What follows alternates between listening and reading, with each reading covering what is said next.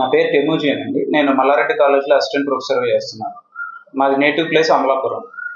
నాకు రాజోల్ నుంచి గౌతమి అనే అమ్మాయితో వివాహం అయింది. అది 7 years బ్యాక్ అయ్యింది.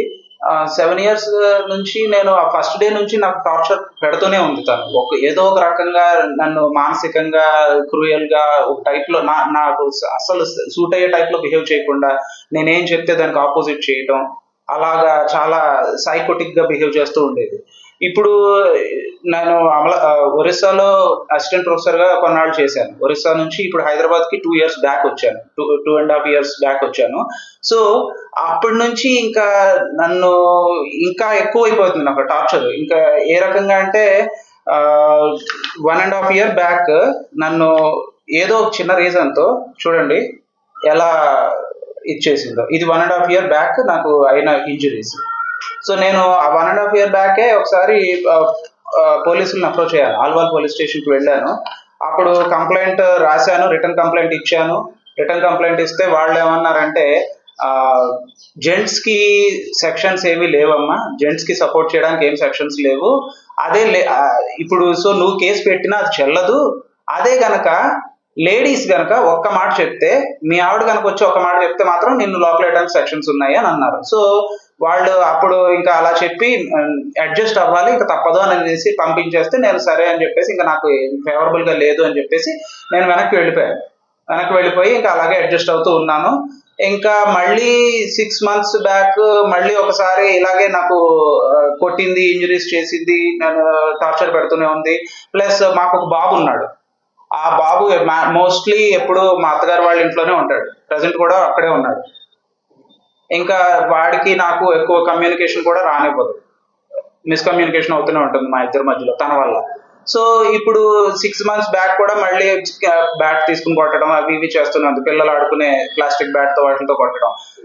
ఇంకా రీసెంట్ గా ఇప్పుడు మళ్ళీ నేను ఇవన్నీ తట్టుకోలేక పోలీస్ కంప్లైంట్, ప్రైవేట్ కంప్లైంట్ అవి వేస్తే ఈ రిజిస్టర్ పోస్ట్ చేశాను. ఈ విషయం మరి తనకు ఎలా తెలిసింది. సో అవి మైండ్లో పెట్టుకుని ఇప్పుడు నన్ను మళ్ళీ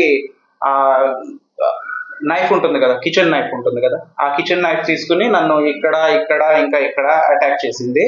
మరి అది కూడా ఇప్పుడు నేను ఇంకా తట్టుకోలేక ఇంక మళ్ళీ పోలీస్ స్టేషన్కి అప్రోచ్ అయ్యాను. పోలీస్ స్టేషన్కి అప్రోచ్ అయితే ఇప్పుడు నాకు అక్నాలెడ్జ్మెంట్ అయితే ఇచ్చారు, కానీ ఎఫ్ఐఆర్ ఫైల్ చేయండి, కేసు ఫైల్ చేయండి అని అంటే మాత్రం అమ్మాయి రావాలి, అమ్మాయి వస్తే, అమ్మాయి చెప్తే అప్పుడు అమ్మాయి వస్తేనే అప్పుడు మేము కేసు స్టార్ట్ చేస్తామని అన్నారు. నేను అదే అడిగాను, ఏంటి సార్ అది కాదు, ఇది అటెంప్ట్ టు మర్డరే కదా, ఆల్మోస్ట్ ఇది అటెంప్ట్ టు మర్డర్ అయినప్పుడు మరి మీరు ఇంకా అమ్మాయి వచ్చే వరకు వెయిట్ చేస్తాను అది ఇది అంటున్నారు ఏంటి అంటే, మరి మేము ఏం చేయలేము, ఆ అమ్మాయి 2 days తర్వాత వస్తుంది అని అప్పుడు వచ్చినప్పుడే ఇంకా అన్ని స్టార్ట్ చేస్తాము అని అంటున్నారు. మరి నాకు ఏం చేయాలో అర్థం కావట్లేదు. ఎందుకంటే ఇప్పుడు తను నన్ను అటాక్ చేసి ఇలాగా ఇంకొకటి నా బైక్ కీస్, కార్ కీస్, ఇంటి కీస్ అన్ని తీసేసుకుని కాలేజ్కి వెళ్ళిపోయాను. అంటే నిన్న college working day, so last working day తనకి. సో తను అలా వెళ్ళిపోయి కీస్ తీసుకుని వెళ్ళిపోయింది. ఇంకా నేను నువ్వు బయటకు ఎలా వెళ్తావో చూస్తాను అది ఇది అంటుంది. పైగా మొన్న ఏమన్నదంటే, సండే నీ సంగతి చూస్తాను, మా పెద్దవాళ్ళు వస్తున్నారు, వీళ్ళు వస్తున్నారు, నేను పిలిపిస్తున్నాను మనుషుల్ని, సో నీ సంగతి తేల్చేస్తాను సండే అన్నట్లు మాట్లాడింది. ఇవన్నీ ఇంకా భయపడే నేను ఇంకా ఆల్వాల్ పోలీస్ స్టేషన్కి వెళ్ళి నిన్న కంప్లైంట్ చేశాను. కంప్లైంట్ చేస్తే ఇప్పుడు చెప్పాను కదా మీకు, అలాగా వాళ్ళు ఏమన్నారంటే ఆ అమ్మాయికి ఫోన్ చేసి పిలుస్తాము అని అన్నారు. వాళ్ళు నాకు ఫోన్ చేస్తే తను ఏమైనా రెస్పాండ్ అయిందంటే, నేను మండే వస్తాను అని చెప్పింది. మండే వస్తాను, మండేనే నేను అన్ని మాట్లాడతానంటే పోలీసులు కూడా నాతో అదే అన్నారు. ఇంకా సార్ మీ వైఫ్ మండే వస్తుందంట, సో మేము మండేనే మాట్లాడతామని అంటున్నారు.